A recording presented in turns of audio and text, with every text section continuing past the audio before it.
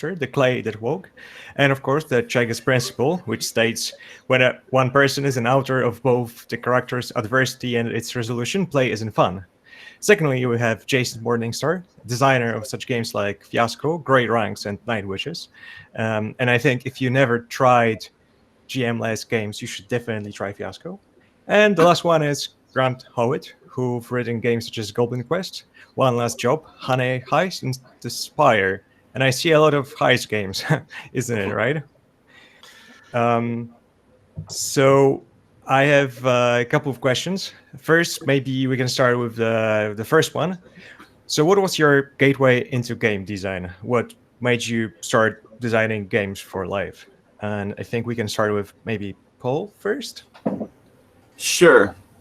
What made me decide to start designing games for life?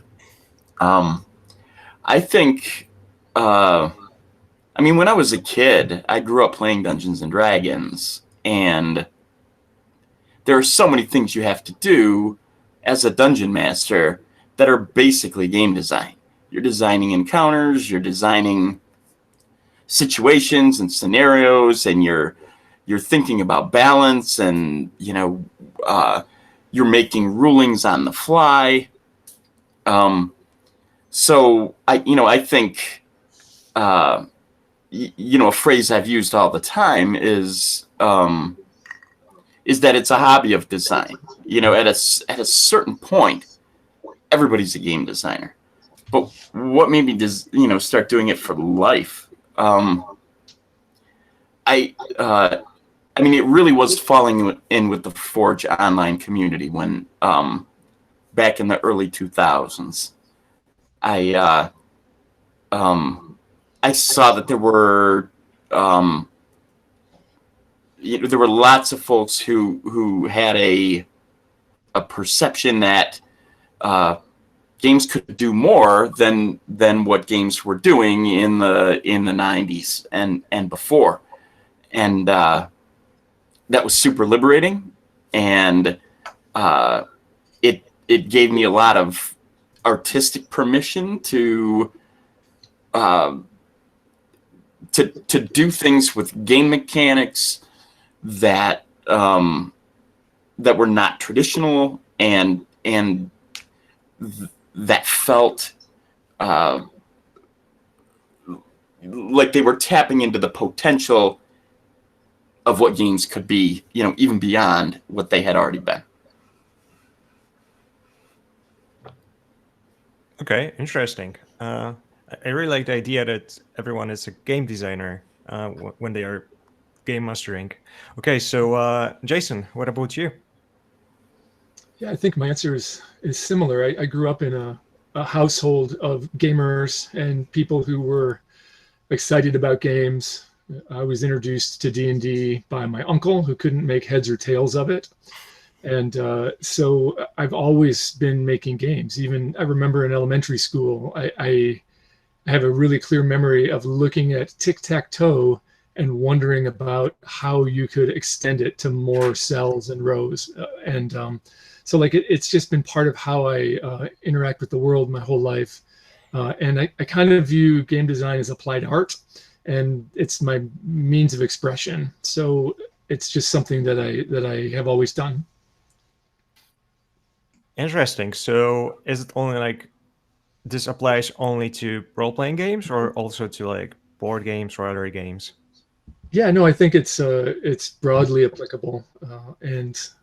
Over my life, I've been interested in different things at different times, sort of based on where I was and what was important to me at the moment. So in the last 5 years, I've moved pretty strongly toward LARP as a method of expression through play. And I'm really interested in combining that with the things I already know about tabletop role-playing, for example. But there have been times when I was really interested in board and card games and so forth. So yeah, it's an expansive definition for me. Interesting. Okay, and how about you, Grant? Well, unlike the other chaps, I didn't grow up in a games household. In fact, no one in my family really knows what games are. I was no sort of ongoing discussion around that, and it was always something which I like. None of my friends were really into it either, and so it was always this elusive, exciting thing when I was growing up. The idea of a role-playing game. I went to a very small school, and so generally, like before we had streaming of role-playing games online, the way that you'd get into role-playing games was seeing someone play them, and I never really had that. I never really had that opportunity. So for me, when I went to university, that was my first option of really being able to embrace the idea that I wanted to play games and I wanted to make games. But I think it was second year of university. I started designing my first games, which was as much like Jason chatting about. I did a LARP. I did a giant. Sorry, not giant by LARP standards, but giant by my standards. We did like a zombie breakout apocalypse LARP, which was very high action and very silly, and never really looked back from there. Really, it was the concept of being able to take the ideas that the people had set down these rules around games, and they had to do this certain thing and they had to do that certain thing, and being able to say, no, actually I want to do something else. I want to mess with this. I don't want to have to learn all the rules before I can break them. I just want to rush out and start making things. And I've rather stuck with that for the rest of my career. Nice. LARPs, I see that they are a common thing for designers. Okay, so I have a next question, which is, I was wondering, so I guess that when you're designing games, you're never satisfied with what you've created. So I was wondering if there's a first game which you designed, which you think you did just right and you're the most proud of. And maybe you can do it other way around. So Grant, you can start. I've got a lot of games I'm ashamed of that I designed when I was younger. That's the next question. Okay, cool. In which game we'll come to that. Games I think I got right. There was one game which I released. I barely released it many years ago. It was called Fallen, and the idea was that you play gods and you build the world, kind of a bit like in A Quiet Year. So you have kind of a map and you draw the map, and then the idea is that you get dethroned from heaven, kicked down to mortal level, and you have to sort of fight your way back up. And I think that while mechanically there wasn't a great deal of player choice, there wasn't a great deal of character differentiation, the setup of that game worked really well. One of the things that I'm quite proud of is my ability to give people what they need to make an exciting world and to make an exciting story, and then let them handle the rest themselves. And Fallen was, I think, my first time of being able to draw up some tables and get people rolling on dice to build something with potential. Cool. I need to definitely try that. Good luck finding it. I don't know where it is. It's been offline for a while. So what about you, Jason? A game that I'm excited about or proud that I made that I think did something good. I've more recently been really interested in taking the sort of baked-in social engineering that's part of game design. Right, we're giving you instructions for how to behave and applying those for things that are beneficial in some way or another. And so a year and a half ago, I made a game called Phones of Glory. That's a very silly game that you play when you're phone banking. So it's a game that encourages you to call your elected representatives or to call potential voters for social activism without defining what that means. It's silly and fun, and it's a way to both incentivize a really good social behavior and also to lower the level of anxiety associated with it. And I'm really proud of that, and I want to do more of that in the future. Interesting. So how do you go about designing things like that? Well, in that case, I identified a need, right? And I also knew that I wanted to do something constructive and positive, and all I know is how to make games. Like, that's the thing I'm good at. So that's where I was going to put my effort, and I combined those two things, right? My own experience was that I was very anxious about making calls to my representatives or cold calling other potential voters, and so I thought, well, how can I mitigate that? How can I make that less stressful? Through play, making it more playful. and that's how it sort of came together in that case. Interesting. Okay. And what about you, Paul? Well, I designed, a fantasy heartbreaker game when I was in high school. It had, 10 character stats and skills that were all these complicated equations where you were combining the stats in various ways. But I would never say that was the first game, that I designed that got it, that got anything right. The first one really that I'm proud of that I feel like got anything right was My Life with Master. And it was because, so much came together for me as an artist with that game. It,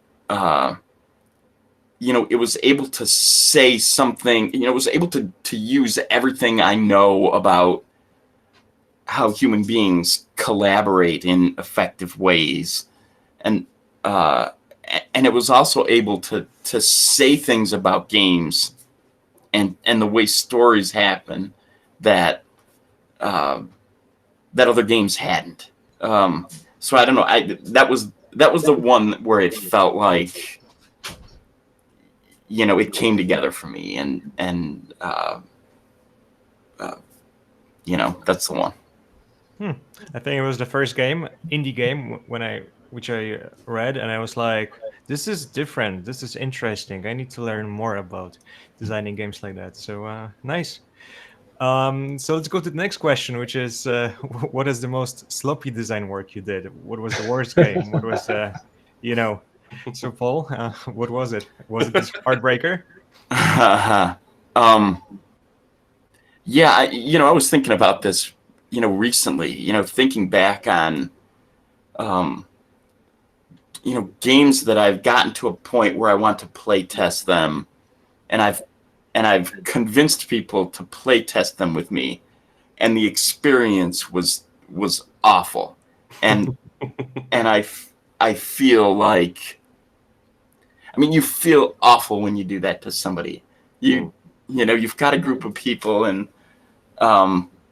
they're giving you their time. They're putting their faith in you for 2 hours or 3.5 hours, and everything starts coming apart. And there's a handful that, I wince when I think back to, how did I ever think that was going to work? Why did I ever think about that? And one of the earliest ones was probably in 2004. I took a game to a game convention, and the game was called Extemporal, and it used playing cards and Sharpie markers, and you wrote things on the playing cards, and you could give the playing cards to each other if you wrote certain things on them to cause like compliments to other players that also had a mechanical payload, because they could then use the card for mechanical benefit if they wanted to. And the game was a disaster. I think I had 8 people who wanted to play it because they knew My Life with Master and they were excited about what I might be doing as a designer. We bought a bunch of decks of cards from the hotel desk clerk, and it was awful. It was so painfully slow for people to write things on cards and pass them around, and I spent a lot of time apologizing after that. And one play test was enough. The game's not fun. I don't know how. There's no way for me to fix it. I'm done, and I put it on the shelf. But I've done that as recently as last year. I took a game to a game convention in Albuquerque, New Mexico, called The Undoers, and it was just bad. It was kind of LARPy, but it was too scripted, and it had too much of its narrative was forced. It was bad. I don't know why people continue to trust me every time. So I was wondering, because This sounds terrifying. That the experience that you try a new game and it's like bad and you don't know what to do. But I was wondering, do you think it's all like your experience, or after the game people just said like, oh no, it's terrible, or did they say like, it's fine, I don't know, like what happened? How did you know that it's bad? I think it is very easy to tell early on in a play test if a game is fun. You can just tell, from people's body language and their engagement with the mechanics and the way they interact with each other to figure out the turnings of things and the way they get drawn in by it. And I think you just know. And so like a game like Extemporal or I mean, people are awesome. At the end of the game, they're like, well, I really like this aspect. Oh, I really like this. But you could change this, or you could change that. And, they want to be helpful. But I think it's on you as the game designer to just, cut the cord. Sometimes, another thing that I say is that it is very, very hard to add fun to a game that's not fun. So if a game is not fun within its first or second iteration, if you can't see that, you're better off setting that project aside and moving on to a new one. You'll have another idea. If you give yourself permission to move on, you'll have another idea you're just as excited about within 3 weeks, 4 weeks, 5 weeks. So just learn how to move on. I've spent way too much time on games that weren't fun, trying to make them fun, and I learned my lesson. And I think that's where you're at when you're running a play test for a game like, and you can tell it's not fun. Is there a glimpse there? Do you think with some tuning, you could make it fun? Give it another shot, but don't give it 4, 5, 6 shots. You give it 2 or 3 maybe, and then you're done. That's my best advice on that. That's a good advice for anyone who wants to start game designing. Just if it doesn't work, just drop it. Cool. So Jason, what's your project which you're not? It's not the proudest accomplishment. Yeah, I'll name 2. One that was published and one that was not. So the one that was not, it had one play test, and when it was done, my players who were very kind and very thoughtful, they sat me down and said, "You have to stop. You can't do this. You're doing something that is actively offensive, and you don't realize it. And we love you, so please just stop." Which was great. And once they had said that, I realized that I was really, really down a dark and stupid path, which, I hadn't seen because I was really excited about all the pieces interlocking and working together without thinking about what that meant in terms of the way that actual people would interact with the game. So that was fun. Learned a lot, threw all those pieces in a drawer for another time. And then the very first game that I published, the Shab Al-Hiri Roach, which a lot of people really like, is a terrible game.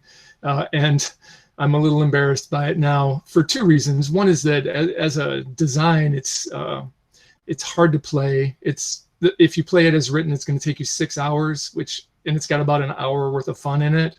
So that's bad. And it also serves as an alibi generator for just ugly behavior, which I no longer appreciate.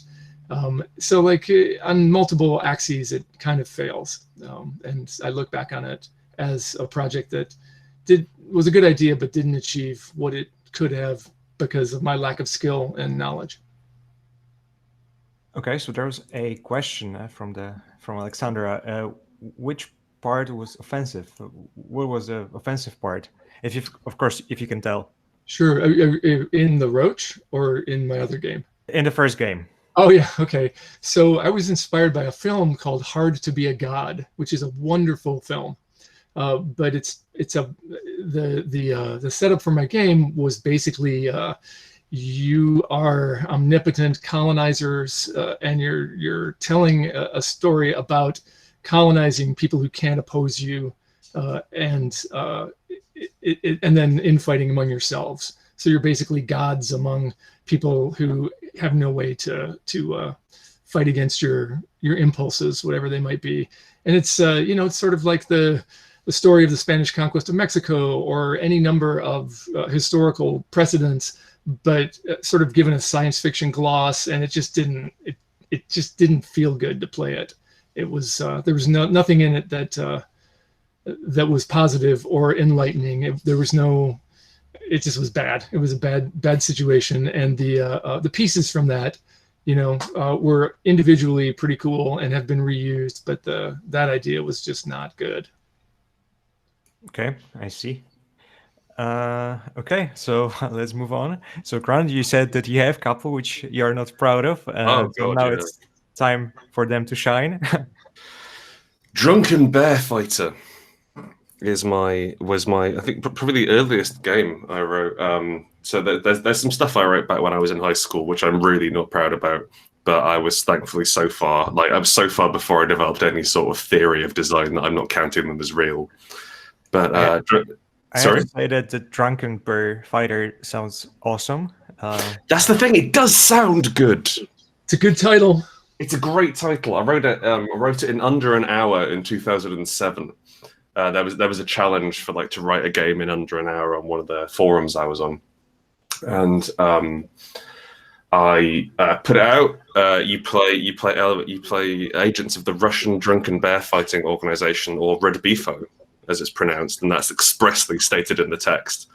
And it's just a nonsense, terrible game. It says bad things about Russians. It says worse things about bears. It is a bad game, and it's for sale on Drive-Thru RPG, and the paragraph of the pitch at the front is, "Hey, please don't buy this game. It's bad," and people still buy it. I think almost as kind of like a dare. The other one, which I'm really not proud of, is a game I woke up with the words "explosions: the RPG" written on my hand. And I decided that I had to make a game out of it. And so I came up with this really structured game where you play, as well as acting out an 80s action film, you also play all of the explosions. And it's a weird concept to start with. And then we had a play test, and we were at quite a big con, actually. Well, sorry, we were at a con with a few groups going on, and I went over to the group that were playing, and I was like, "Oh, you finished already? How did it go?" And my friend Curtis turned to me. He went, "Grant, I love you. This is unplayable." Like, what do you mean? It is literally unplayable. It cannot be played. Go home. And that was I think my worst playtest experience, in that I wrote a game which simply did not work. Huh.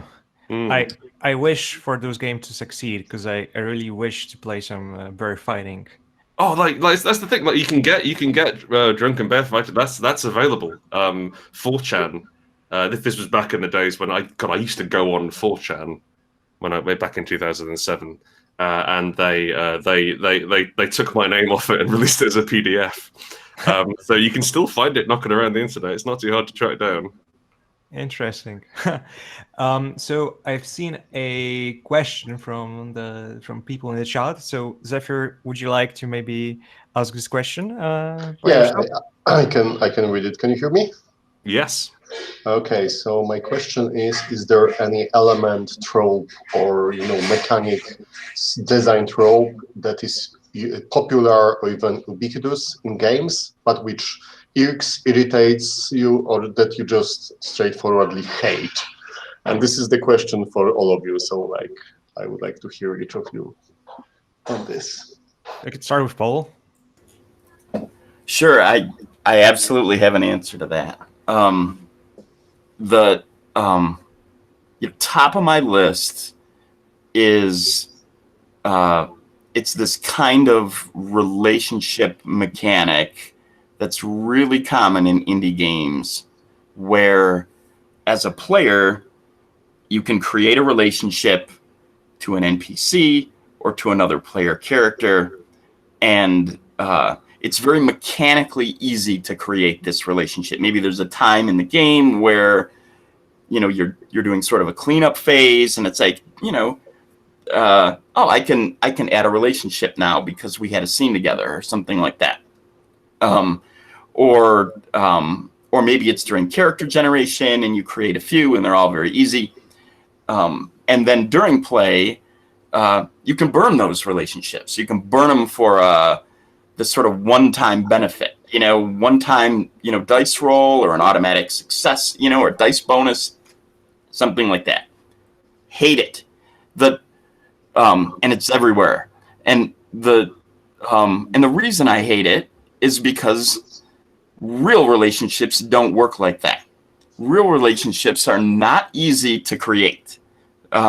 You don't just have a scene with someone and then suddenly you have a relationship with them of, you know, any particular depth, or that adds, you know, anything in particular to your life, or that gives you, you know, an advantage over somebody in you know, some conflict situation.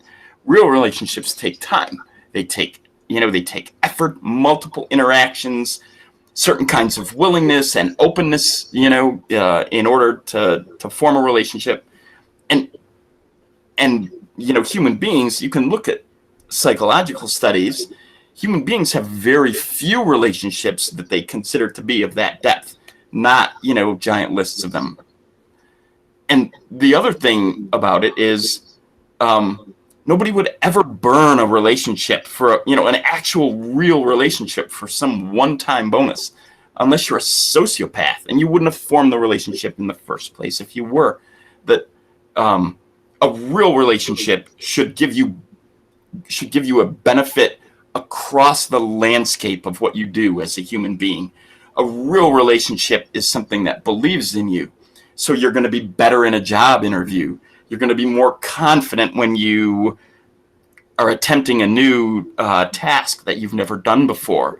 You're going to be more confident, you know, when you're trying to learn new things. Real relationships should give you broad benefits, and they should not be quick and easy to create and burn. That's my pet peeve mechanic. Paul, I love how angry you sound. Well, I'm angry. I've had years to get this angry, and you know it. I do know it. I do. So what do you think, Jason? First, I'll add that, yeah, I can feel this. I've seen those mechanics, and they are weird. So yeah, I can absolutely agree. So Jason. Yeah, I've got one that really bothers me as well. And it's, I don't know that it's as common as it used to be, but when I see it, I hate it. I won't play games that do this, or I will change those games if I have to play them. And that's what I call Dance Monkey Dance. So games where if you say something funny, somebody has the power to give you an extra die.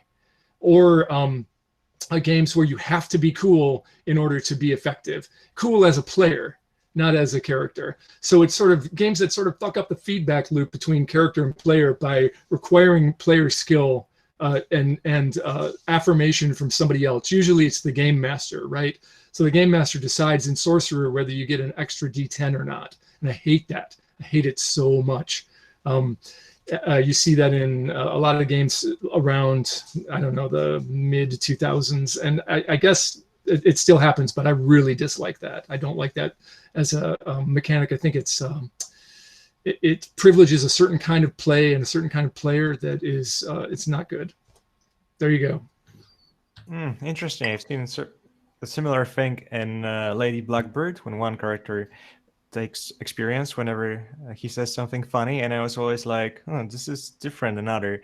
And out of curiosity, do you think that player skill mechanics might be in games, and are they a good idea, or are you just against all of them? Oh no, I think that that it's possible to do that in a way that's thoughtful and good. And there are even games that rely on other players' approval to sort of maintain a currency in the game, like Primetime Adventures, which I can I can handle, and it doesn't make me mad. I think it's when it becomes real arbitrary. A game like Wushu does it in a very, very arbitrary way. Sorcerer does it in a pretty arbitrary way, and I don't like that. Interesting. So, Grant, what about you? What kind of mechanics irritates you? I would like to put forward a counterpoint that Wushu is one of my favorite games. I absolutely adore Wushu, but Jason, you are absolutely correct in terms of like it shouldn't be a contest to impress the GM. The way in which I read Wushu, the way in which I read Wushu was more along the lines of you just have to say X things. Say 4 things that are happening. It's about adding details into a scene. But there is definitely an element in there of and you can have bonus dice if the GM thinks you're cool. And you're right, it rewards an unpleasant mechanic of play. I think it rewards a certain player. It has that potential. I know when I've played Wushu, we just gave everybody all the dice and trusted that they would be dispersive and poetic, right? And that seemed okay. The mechanic I dislike is clocks. I don't like them. They are so Blades in the Dark is a very popular game. It does a lot of really cool things with quite scrappy storytelling and quite there's some quite like the core of Blades is really bare bones, which I like. But the idea of clocks as a sort of a hit points, but for an event, having them all codified rubs me the wrong way. I think as the GM, there is an element of there should be an element of holding things in your head, of having things flexible. And the challenge which I find with clocks is that pretty much everything has to be written down and everything's quantified. And it really sucks a lot of the fluidity and drama for me when there's lots of different clocks in the game.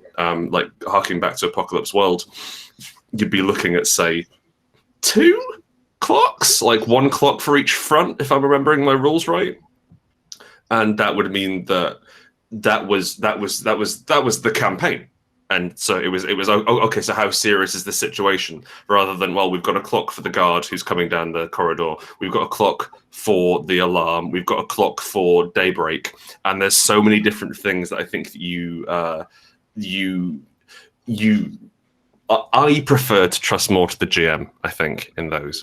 My ethos around game design is basically the GM and the players should make it up as they go along. And the rules are there to inspire and direct rather than to dictate.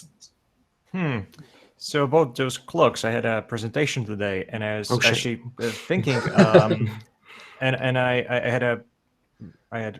I think that my idea of clocks was that sometimes they are very disassociated, and so it feels like you are fighting against this clock which is on the table instead of actually being in a fiction. But there are some clocks which are very useful. So for example, the alert clock might be something that tells everyone what's the state of the game. And I was wondering, do you have the same do you think the same about clocks, or maybe you just hate them all the way? No, I don't hate them all the way. Certainly, I think it's I think the overuse of them, the reliance on them, like the experience of playing Blades in the Dark with a GM who uses a lot of them, I find quite frustrating. But I definitely think that like, when you raise the alert 4 times, then the alert is raised, and that's kind of a fail state, or that changes the situation unless you have a granularity and measure that. But that I think there's definitely a place for them. Certainly, but it's I think that having them as the core, like the core beat of the game, I'd much rather have something woollier. I see. This is Jason, and I think I agree with you, Grant. But I also think that for a new GM, they can be really useful. Right? Oh, sure. So like I have a sort of an innate sense of when a cool thing should happen, and maybe my sense is better than the clock is going to adjudicate that. But if you haven't played a lot of games or run a lot of games, they can be really good guardrails too. Yeah, for sure. It goes both ways. Okay, so we know about those mechanics. I'll go back to my list of questions, although there's one other which just pop up on the list. We'll see if we'll manage to ask that. So Paul started talking about this, about playtesting, and I was wondering what's your approach on playtesting, and how do you do you, when you have a certain mechanics or idea in mind and then you present it to players, and what happens when people understand it differently than you? How do you deal with that? How do you take notes? How do you just basically the whole idea of playtesting? Is there any tips for new game designers which all you have, or maybe some specific workflows you have? So Paul, do you have something specific? Okay, a big question, right? I mean, I'll tell you, when I am playtesting a game for the first time with real people, my first goal is to get a sense for, is the game fun, which is pretty much what I said, before. And is it fun, in the ways and for the reasons that I want it to be fun? Are players engaging the mechanics and engaging the themes in the ways that are important to me as a designer? It's entirely possible they're having fun because of a lot of gallows humor, or because the characters are failing a lot, and or because the players are just generally kind of fun people. That's not what I'm looking for. I'm looking for just a sense that if we're playing the game in the way that I designed it, is it fun? And if that's the case, it feels to me like it's worth pursuing. It's worth taking to the next step. It's worth trying to find the bits and pieces that are making it less consistently fun, and sort of polishing those hard edges off the game, and iterating it and moving it forward. When I do a play test with a group of live people,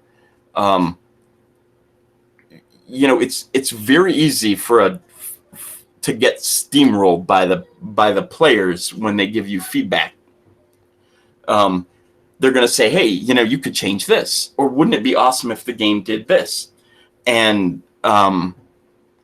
it's very important as a game designer to know what you're up about with the game, so that you can listen and you can take notes about that stuff. But really the input you're looking for is from the playtester who understands what you're trying to accomplish with the game, and they're giving you feedback that helps you move in that direction. Not the playtester who just has a bunch of ideas that feel good to them. And so when you're running a playtest, you want to identify which players that you feel get it and they understand what you're trying to do, and you want to listen to them. Their notes are going to be the helpful ones. And you want to also, I think,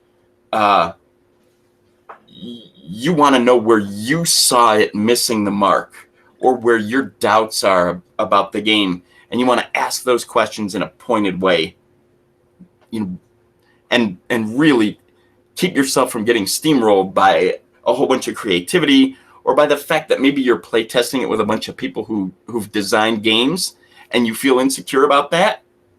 Tough. Don't feel insecure about that. They're just as stupid as you are. Stupider. Yeah. And so you need to have your vision and get what you need out of the playtest by asking questions. And I'll say one last thing. You got to get to a point where you have a game text that you can share with other people, and when you've gotten it to that point, when you're at that point, it's because you know what the coherent game experience is from your own playtesting, and you've tried to instantiate instructions for other people to be able to accomplish that as well. So what you're looking for at that point isn't so much changes, new ideas. You're looking for, how do I make this thing as a communication into something that other people can create the coherent experience for themselves. That's playtesting to me. Okay. So Jason, do you have anything maybe different or something which builds on it?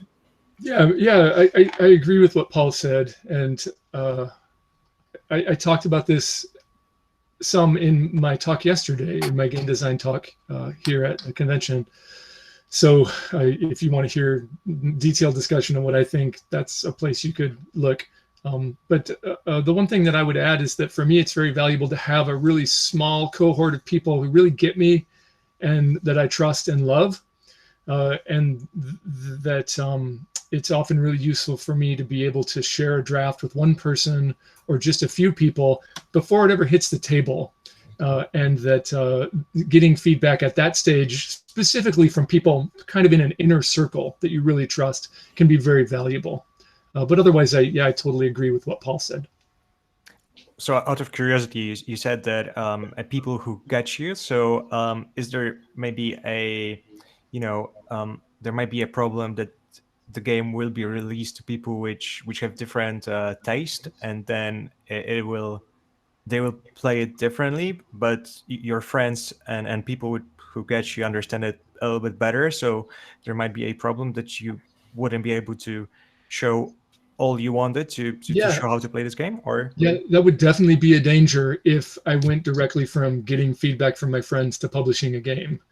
So all those other steps need to happen. You need to then get it on the table and play test it, and then you need to play test it with strangers, and then you need to let people play test it without you in the room. And all those steps are part of learning the game's affordances and understanding where people are encountering friction, things that are assumptions for you that are not baked into the text. And you learn that from playing it and play testing it with different groups in different circumstances.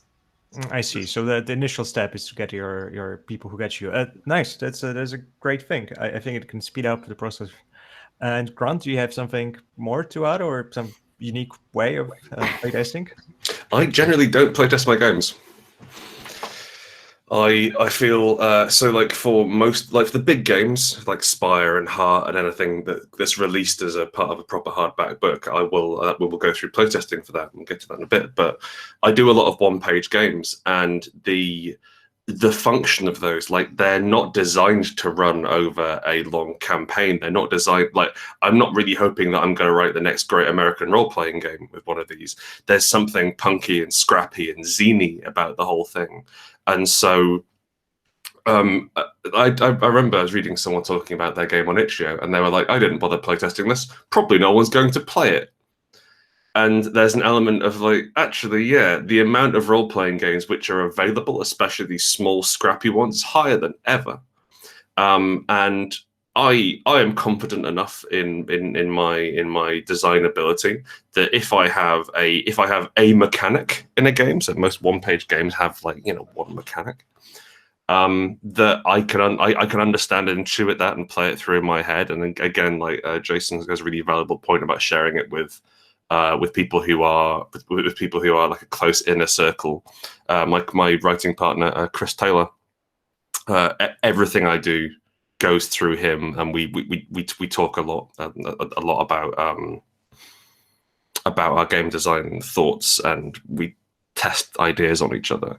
But for single page games, things like that, I generally don't playtest them anymore. Playtesting is a significant amount of my time and others, generally unpaid, which is in my experience doesn't produce a significantly better game.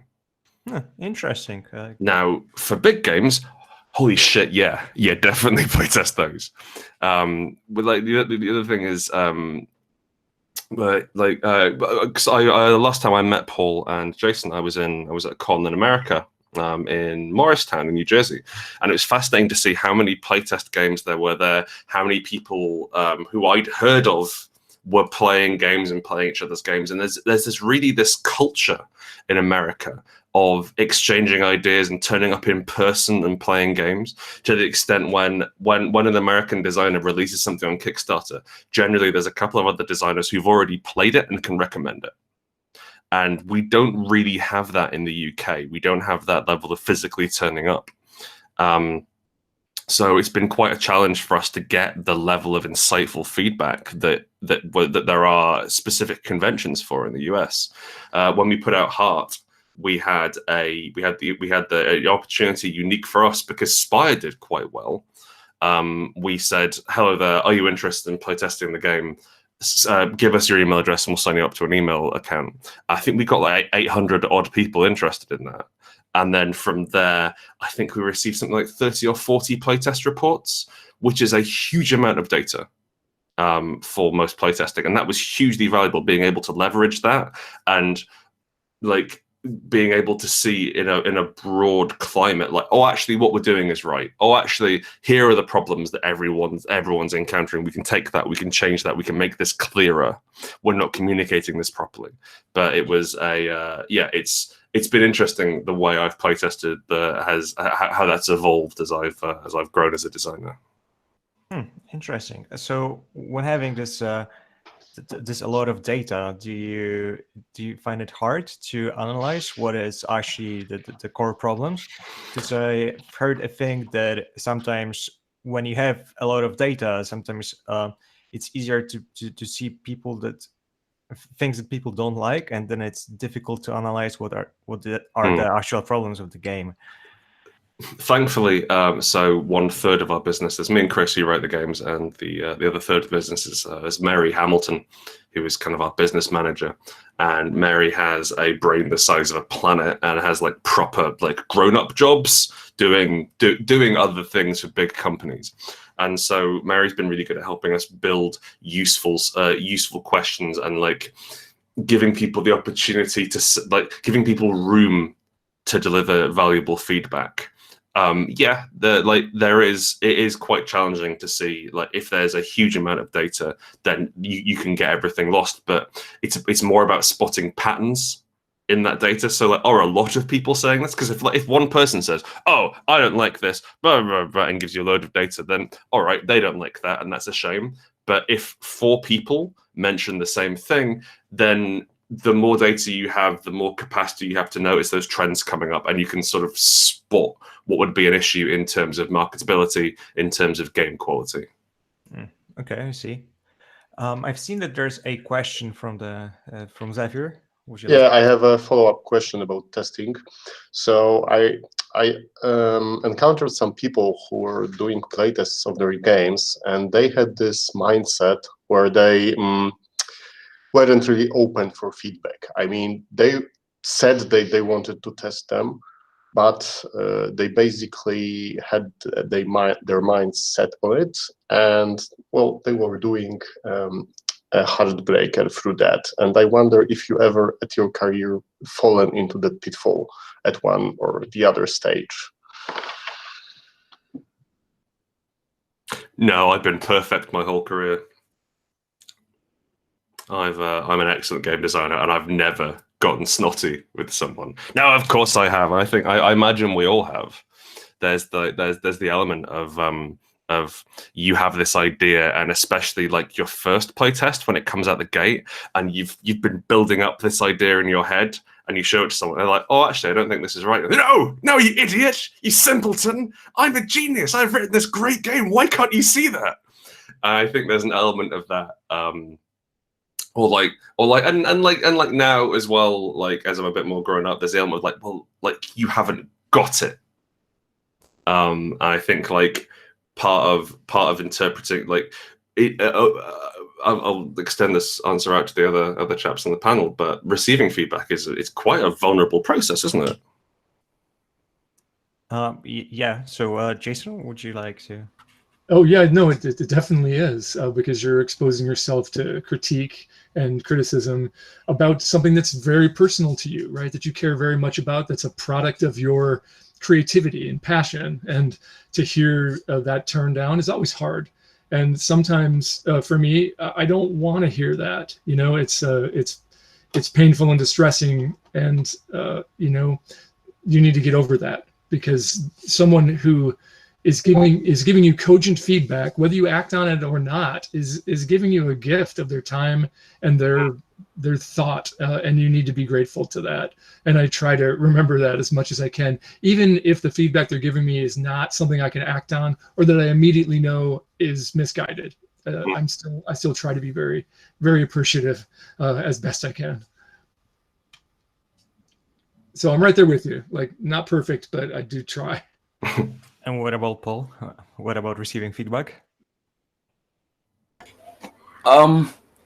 Yeah, I mean, I agree totally with Grant and Jason. I mean, it hits you hard. You know, this is, you know, if game design is your artistic medium, you're doing it with a lot of, you know, you're putting a lot of your soul into what you're doing, and difficult feedback that shows you, hey, this thing you've created is flawed in a lot of ways and may not be salvageable. Boy, that's painful. Hey, your soul's wrong. Yeah, and I think, you know, I can think of occasions where, you know, I've gone to a convention. It's a 4-day convention. I've, you know, run a play test of a game on the first day, and it, you know, here in my hopes and dreams, I was going to be able to run it more than once and get, you know, broad perspectives on it. But it's really bad the first day.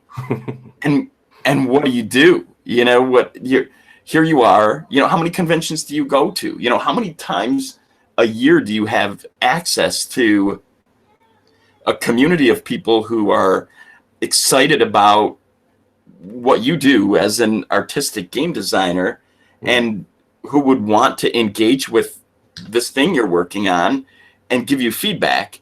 And yet, you know, now on the first of 4 days, you're sitting there thinking, man, I don't know if it's fair of me to inflict this on on anybody else.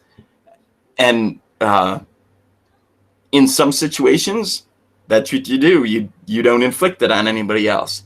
In other situations, you hunker down in your hotel room and you come up with some changes that maybe you feel good about, and you try again. But you kind of got to pick yourself up. And I mean, every artist feels it, you know. Every comedian, you know, gets on stage and they bomb, you know, and they got to figure out how to pick themselves up and move forward. The thing the thing that you have, you know, that helps you do it is the knowledge that, you know, the gaming community is excited about the things that you do. And all of this stuff is about relationships that you have with people, you know, their appreciation for what you do, your appreciation for their time and their creativity and their, you know, their humanity. And that helps you, you know, get up and keep doing it. That sounds very inspirational for game designers. So we are running out of time, but I think we might have time for a last quick question. So the question I have is a mechanics or subsystem you're the most proud of, plus additionally one which you like the most from existing other work. So maybe let's start with Grant. The subsystem that I like the most from existing other work is the actually something which you complained about earlier, the way in which the way in Lady Blackbird where you gain XP from doing things. I think that Lady Blackbird does an incredible thing where it is a one-shot game where you have these quite rich character arcs.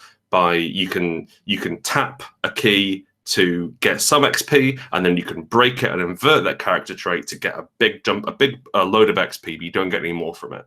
And that means that what the times I've played, you have these establishing moments, and then when things get dangerous, you break those keys, and that was really exciting. That's generated really cool stories for me. It's something which I've always tried to do in my design work. What was the other part of the question, or should we move on? What was the mechanics or subsystem that you designed, which you are the most proud of or you like the most? I'm proud of the way in Honey Heist, which is itself just all out of bubblegum, which is a tremendous game. It's about 3 sentences long. It's beautiful game from quite a long time ago. But how in Honey Heist it has a shifting stat line between bear and criminal. The idea is that if you get too good at one thing, then you're out of the game.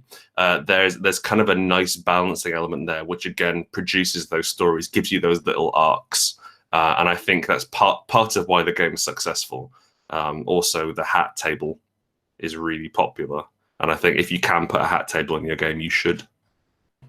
Okay, there must always be a balance between a bear and a criminal. This is one thing which I'll get from this discussion. Just about Lady Blackbird, which I absolutely adore. It's a great game. I was mentioning only the mechanics of just one character who gets Smeagol, XP, for making people laugh, which might be harder for some people and easier for others. Yeah, for sure. But Jason, what about you? Once again, your subsystem or mechanics you're the most proud of, or the one which you found in another game which you really, really like? Yeah, I really I love and was inspired by the way that Apocalypse World degrades gracefully. That if you use the whole system, it's functional, and if you take pieces away, you get down to this core that is still completely functional in a very elegant way. I really appreciate that, and I think it's very beautiful and inspirational. And the thing that I'm most proud of, this is great. I'm glad that Paul's here, because it's the mechanical embodiment of the Sega principle in Fiasco, where you get to establish what's going to happen, you get to resolve what's going to happen, but you don't get to do both. And I'm really happy with the way that turned out. It was just a blunt instrument enacting that principle in play. Interesting. I didn't know that it's inspired. Nice. And Paul, what about you? So one mechanic that I really appreciate in someone else's game is in a game called Daughters of Verona, and it's a humor game. It's supposed to be Shakespearean drama. I'm sorry, it's supposed to be Shakespearean comedy. And I don't know if you've looked at the landscape of games that, of humor games, but humor is really, really hard to mechanize in a role-playing game. I think you can mechanize gallows humor. I think, Paranoia is a game that, it works. The humor works. But when you try to mechanize sort of joyous humor, very, very hard to do. Games like Toon, I think, fail. Games like, Greg Stolze's game In Space, I think, if everybody really, really understands the genre of Futurama and Hitchhiker's Guide to the Galaxy, maybe they can improvise, funny stuff. Yeah, but for the vast majority of gamers, they just choke, and it's very hard to do. But Daughters of Verona starts off with a list of bullet points. It tells you what's funny. Characters who have to cross-dress for some reason. That's funny. It's funny in Shakespeare. We all know that. It's on the list. And it primes you for seeing those creative elements come out in play. And you just smile when it happens. it's very, very hard to describe. My face hurt from smiling so much while we were playing the game. The way we were hitting the things on the list, and there's maybe 7 or 8 or 9 things on the list. It's my absolute favorite humor game. It's a very joyous humor in a landscape of games that are otherwise, kind of grim dark. So I really like it. From my own perspective, from my own games, I'll say this. For me, mechanics are part of the artistic expression of the game. We're in a hobby where, it's not like fiction. As the designer, I can create mechanics, and there is a population of gamers who are conditioned to take my instructions and follow them. So that's a different kind of power than you get in any other artistic medium. And so for me, all of the themes, all of the mechanics, I design it all at once, at least at first. All the bits and pieces are part of the same moving machine. So for me to identify a subsystem that I think is that's hard. It's hard for me to pull one out. I love the way they interact with the whole. In the clay that woke, the mechanics for, where you end up with an excess number of these name tokens, and you have to figure out how to spend them because you're just drowning in them if you play the game, over the campaign hall. That affects the theme of the game. You're figuring out how to use these name tokens, and there's only certain mechanics that work for it, and it changes the way the game feels when you get to that point in the game. I love that, but it's all entwined with the themes of the game and the mechanics, and it's true in all my games. But I will say this: in the past couple of years, I've got 2 games, neither one of which is published, where I have gutted the core resolution system from them and designed a drop-in replacement. And I've done that when I've looked at it and said, you know what, the cognitive load of this thing, the complexities of it, whatever's happening with it, it's not as fun as it doesn't warrant all of this complexity. It doesn't warrant existing like this because it's not delivering, on everything that it's taking up. And so I've pulled those systems out and I've designed drop-in replacements. And for both of those games, the drop-in replacements are way better than than what I had initially. So although I sat down and designed this thing that was a combination of mechanics and themes and this coherent object, being able as a designer to go in and pull part of it out, throw it away, design something that's better, that's that still makes the machine go and keeps the good stuff from before. Doing that in the past few years made me feel like I had leveled up as a game designer. It being, historically everything was so entwined, and to be able to pull that apart and do that really felt like an accomplishment. That's very interesting to hear. All right, so right now we run out of time. It was a great discussion. Once again, thank you very much for joining us and having those answers to those questions. I still have plenty of them, so if we had time, I would definitely ask you many, many more. Once again, thank you very much, Paul. Thank you, Jason. Thank you, Grant. Thank you, Bart. It was great discussion. So thank I'm you. going to drop in just for a moment. If you could join us on Discord for like a couple of minutes at least, and maybe we can have a bit looser discussion there and ask some additional questions. If you have a bit more time, that would be very nice. Cool. I can do that. Yeah, for anyone else, there's a channel with English channel on Discord, so you can then ask questions to our panelists. So once again, thank you very much, and See you. Thank you. Bye.